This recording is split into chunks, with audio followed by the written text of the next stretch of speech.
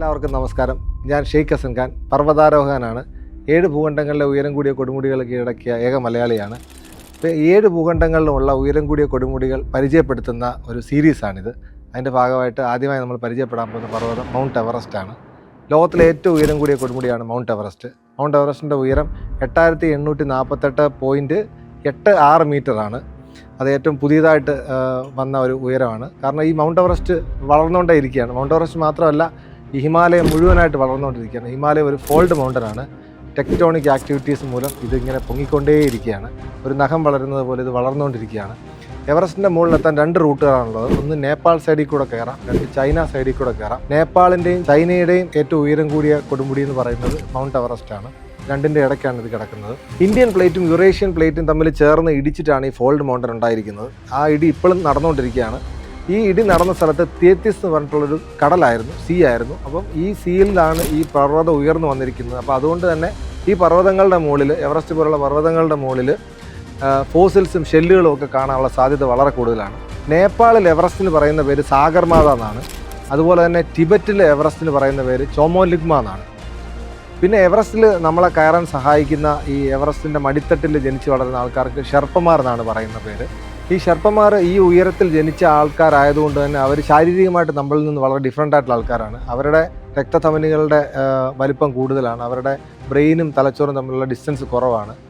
കൂടുതൽ blood pump ചെയ്യാൻ വേണ്ടിയിട്ടാണ് ഇങ്ങനെ പ്രകൃതി അവരെ സൃഷ്ടിച്ചിരിക്കുന്നത്. അതുകൊണ്ട് തന്നെ അവർക്ക് എവറസ്റ്റിൻ്റെ മുകളിൽ ഓക്സിജൻ ഇല്ലാതെ വരെ എത്താൻ സാധിക്കും. എവറസ്റ്റ് ക്ലൈംബ് ചെയ്യുന്ന സീസൺ മാർച്ച് ഏപ്രിലാണ്. ആ സമയത്താണ് നല്ല വിൻഡോ ഉള്ളത്.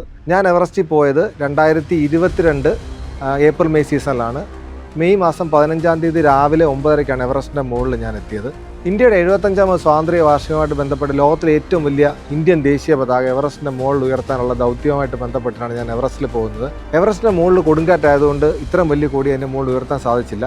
അതിൻ്റെ താഴെ 26,000 അടിയിൽ 7,800 മീറ്ററിൽ എവറസ്റ്റിൻ്റെ ക്യാമ്പ് 4-ലാണ് ഈ വലിയ കൊടി ഞാൻ പ്രദർശിപ്പിച്ചത്. അതൊരു ലോക റെക്കോർഡാണ്. നമ്മൾ 8,000 മീറ്ററിൻ്റെ മുകളിൽ യാത്ര ചെയ്യുമ്പോൾ ഒരുപാട് ഡെഡ് ബോഡീസ് കാണാൻ സാധിക്കും. എനിക്ക് മുന്നിൽ പോയവരാണ്. ചിലപ്പോൾ അവർ സബ്മിറ്റ് ചെയ്യുന്ന വഴിക്കായിരിക്കും മരിച്ചിരിക്കുന്നത്, ചിലപ്പം തിരിച്ച് വരുന്ന വഴിക്കായിരിക്കും. ഇവരുടെയൊക്കെ ഈ ബോഡീസ് മറികടന്ന് വേണം നമുക്ക് ഇതിൻ്റെ മുകളിലേക്ക് എത്താൻ വേണ്ടിയിട്ട്.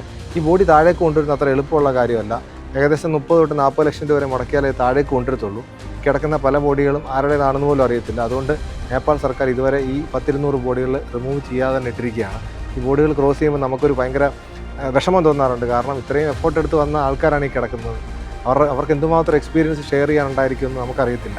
എവറസ്റ്റ് പോലുള്ള മൗണ്ടൻസിലേക്ക് പോകാൻ ആഗ്രഹമുള്ളവർക്ക് എനിക്ക് തരാനുള്ള ഉപദേശം എന്ന് വെച്ച് കഴിഞ്ഞാൽ, നിങ്ങൾ ആദ്യം ഒരു മൗണ്ടനറിങ് കോഴ്സ് പഠിക്കുക. ബേസിക് മൗണ്ടനറിങ് കോഴ്സ് നോർത്ത് ഇന്ത്യയിൽ എവിടെയെങ്കിലും പോയി ജോയിൻ ചെയ്ത് പഠിക്കുക.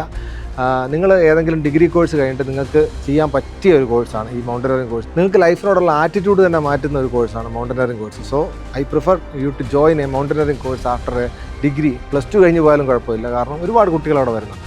നമ്മൾ മലയാളികൾ, നമ്മൾ സൗത്ത് ഇന്ത്യൻസ് വളരെ കുറച്ചാണ് പോകുന്നത്. സോ ഈ കോഴ്സിന് ശേഷം നിങ്ങൾക്ക് ഓൾ ഇന്ത്യ ലെവലിൽ ഒരുപാട് മൗണ്ടനറി സുഹൃത്തുക്കളെ കിട്ടും.